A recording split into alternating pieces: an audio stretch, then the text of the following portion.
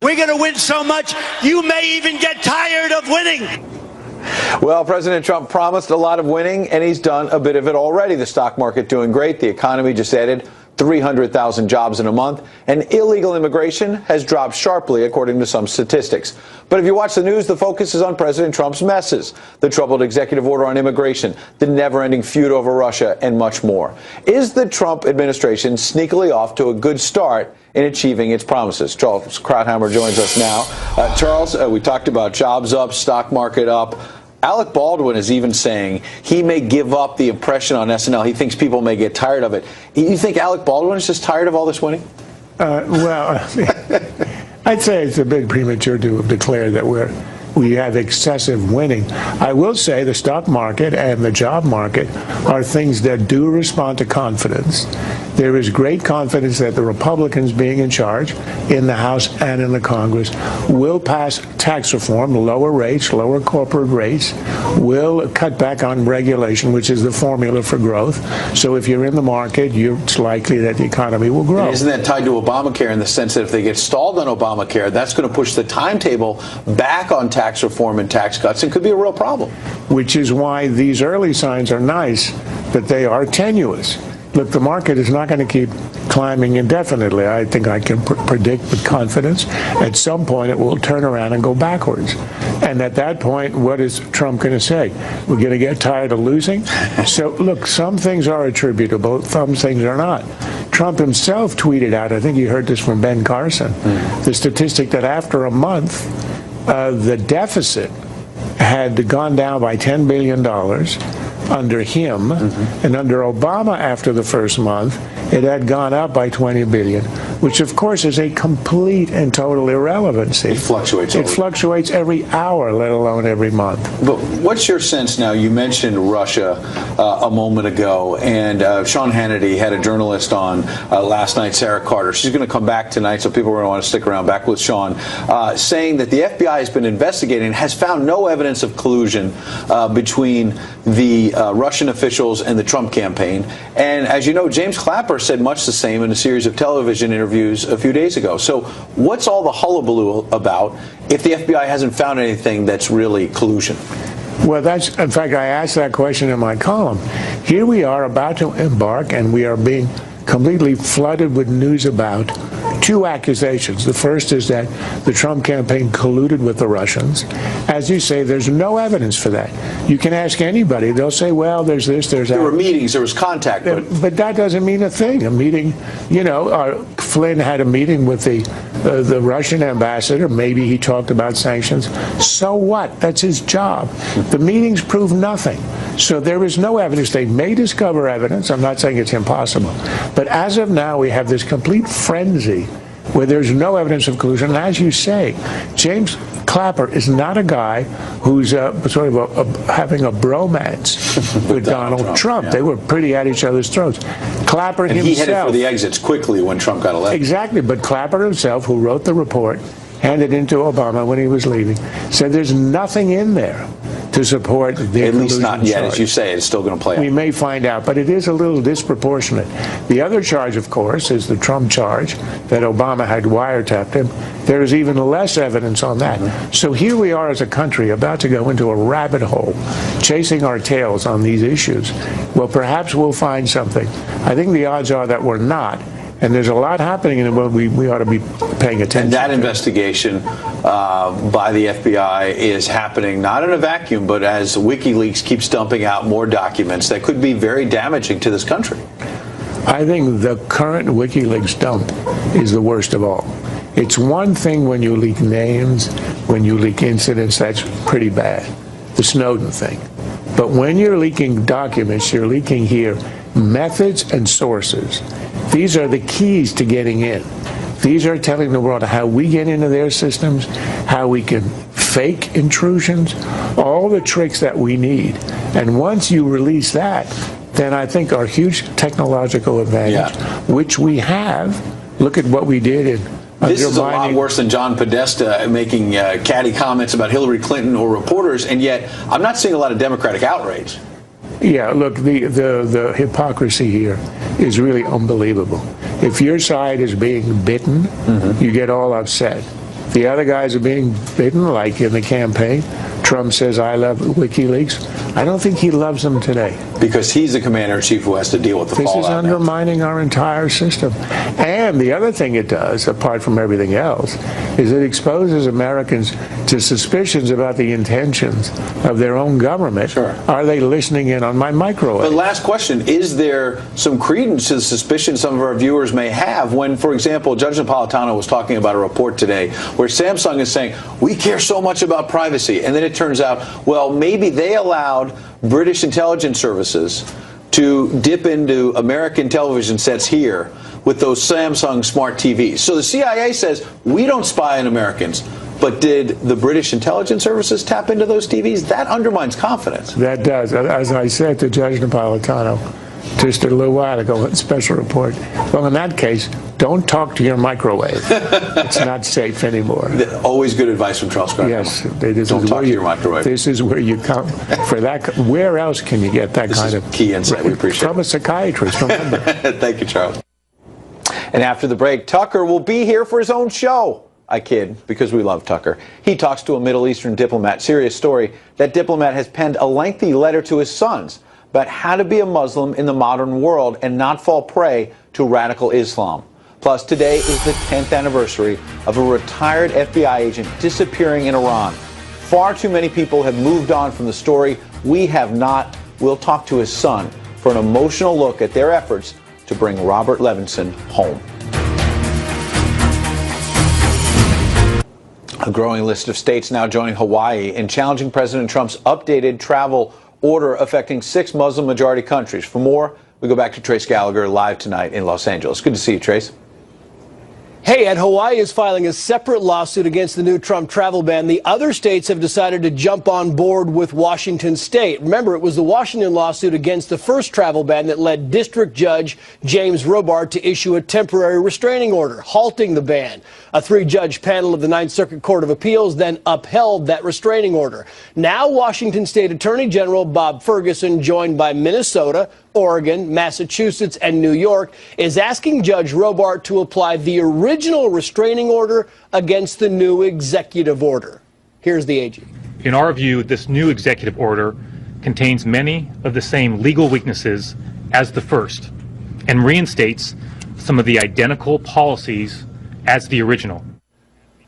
Trump's revised executive order shuts down the U.S. refugee program and bars new visas for people from 6 mostly Muslim countries, including Somalia, Iran, Syria, Libya, Sudan, and Yemen. Hawaii's lawsuit is basically arguing the new travel ban is nearly identical to the old travel ban. The state even cited senior White House policy advisor Stephen Miller, who told Fox News, quote, in terms of protecting the country, those basic policies are still going to be in effect. Today, the White House said the new order will stand up in court. Listen. I think we feel very comfortable that the executive order that was crafted is consistent, and we're going to go forward on this.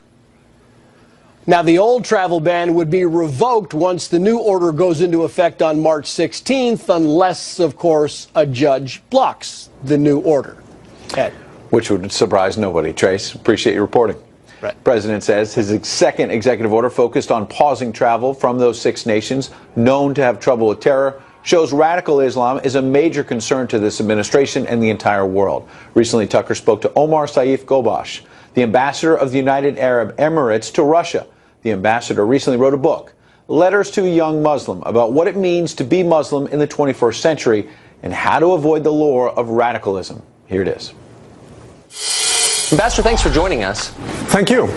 I think the most interesting part of your book, which is excellent, by the way, is the fact that your own children have been exposed to Islamic extremism. You seem like not the candidate for that, not the family for that. Very international.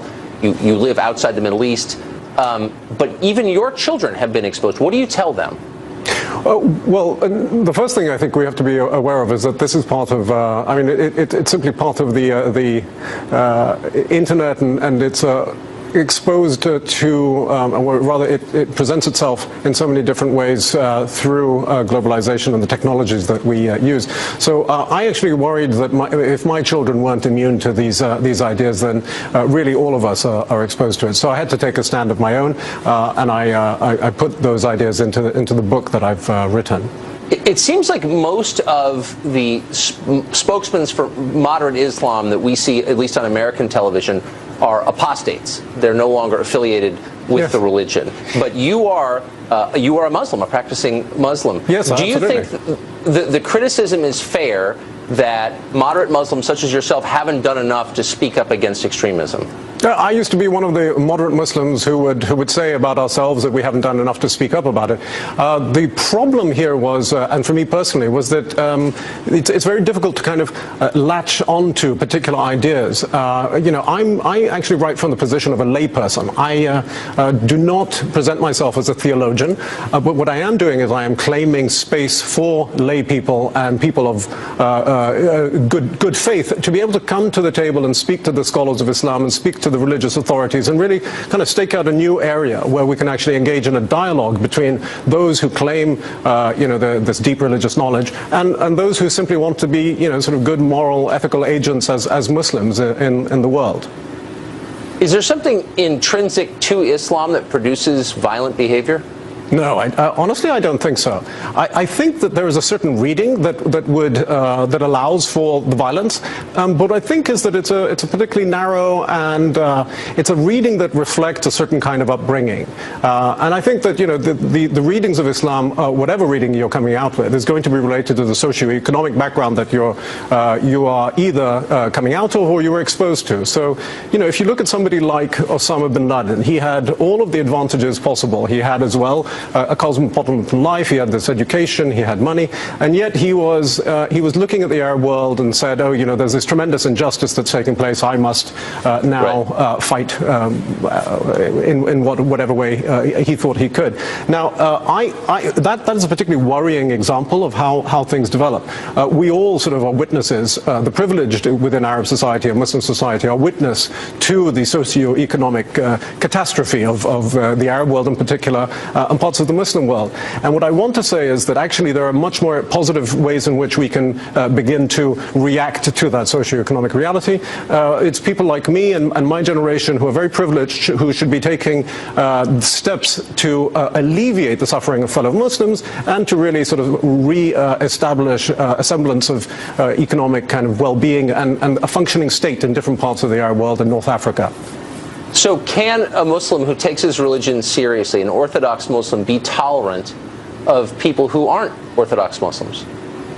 I think it's. I know many Orthodox Muslims who are quite happy to accept that the world is full of many different nationalities and cultures and religious faiths. So not only do they tolerate, those of weak faith within Islam, but they're quite happy to accept that there are non-Muslims in the world. So again, these are particular readings, and I think that what we need to do is there is, I believe, a silent majority of Muslims who really believe in a much more productive engagement with the modern world. Now, do they have the theological arguments? Do they have the philosophical arguments to kind of stand up to the incredible pressure put on them by the radicals? This is a different question, and that's the kind of contribution that I was trying to make, that there must be a set of arguments, kind of rules of thumb for how to push back against the very strong radical, small but very strong radical kind of interpretations.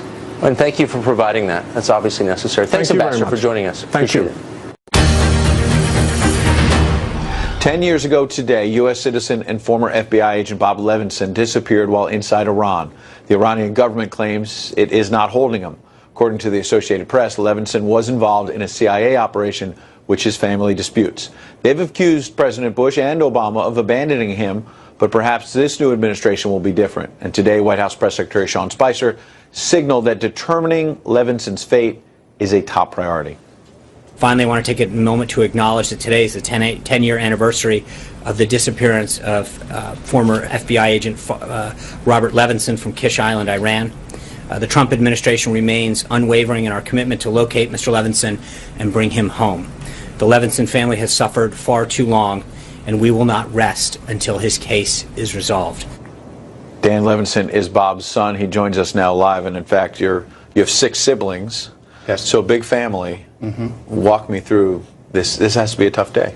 It absolutely is, but we're optimistic now. I thought today when I woke up that I just want to get this day over with, but we have a job to do. We're trying to get him home. So we're optimistic with this new administration, and we're hopeful after hearing statements like this. You told me that Senator Marco Rubio has been helping you, and you're hoping to get him actually get a meeting with President Trump. Talk about that. Yes, we're hoping to get the message to President Trump that if there's one issue that he's so well suited for, it's this one, to get my dad home, because he has talked about helping take care of the people who have been serving their country. He's talked about being tough with America's adversaries, and he's talked about the fact that he's previously talked about this, where he's said that Iran knows exactly where he is. He has no qualms about being aggressive with them. And the thing is, he's a deal maker, and this is going to require a deal. So we're hopeful that these skills... And it involves an American that he wants to stand up for. Absolutely. So I think this is an enormous opportunity for President Trump to do something that 2 previous U.S. presidents haven't done.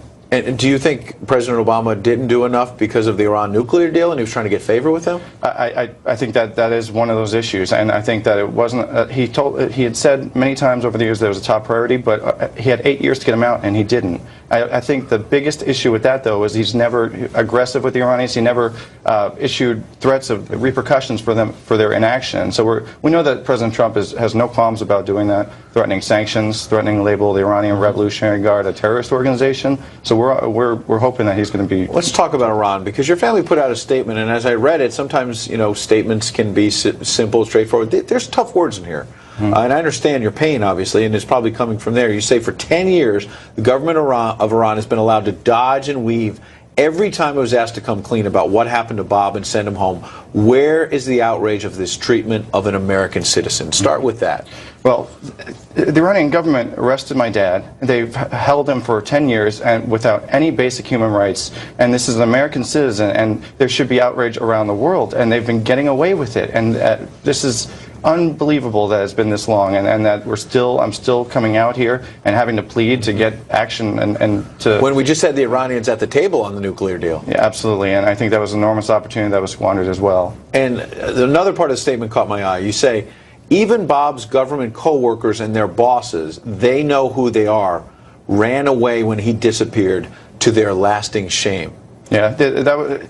And the ensuing weeks after he first went missing, there were mistakes made. We're trying to move past that. It's an issue to be addressed in the future, but we're focused on getting them home, and we can deal with the repercussions of that. I don't want to dwell on that, but for context for our viewers who want to see your dad come home, you've denied that he was involved in a CIA mission, but what are you referring to generally when you say there were people who abandoned him? What was he doing there? Well, he was working for the CIA as a contractor, and there are the people who were tasked with working with him.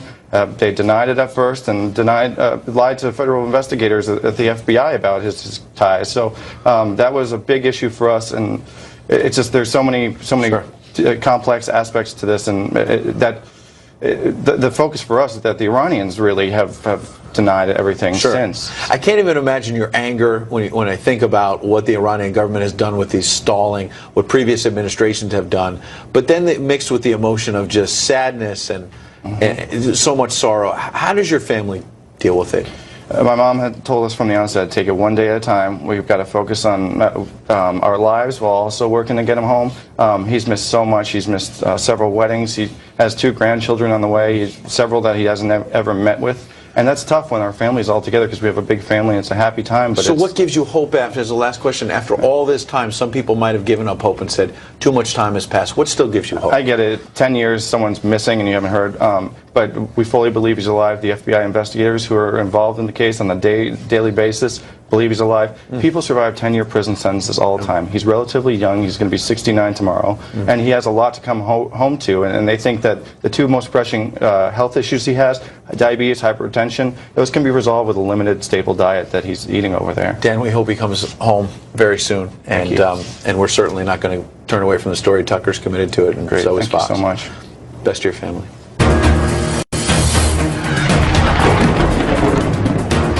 And And now it's time for Twitter Storm, our nightly forecast of social media's most powerful weather patterns. A month ago, Lindsay Lohan was in the news due to rumors she was converting to Islam. Now she's back for the much more mundane reason that she wants Disney to give her a job. She tweeted, "Disney, let's do Freaky Friday and Herbie sequels. Retweet if you want this."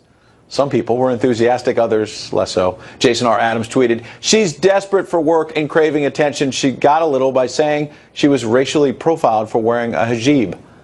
Chastity Montgomery said, "Your career ended after Mean Girls. Stop trying." Ooh, harsh. Though I will note, Chastity, Mean Girls is the greatest chick flick of all time. Just saying. Jake Giles tweeted, "Screw that. I want Parent Trap too." No, Jake, just no. And Lamore said succinctly, "This is really sad." Nailed it. And that is tonight's Twitter Storm. That's about it for us tonight. Tucker will be back in this seat tomorrow. Tune in every night at 9 to the show that is the sworn enemy of lying, pomposity, smugness, and groupthink. Also, don't forget DVR show. Hannity is up next.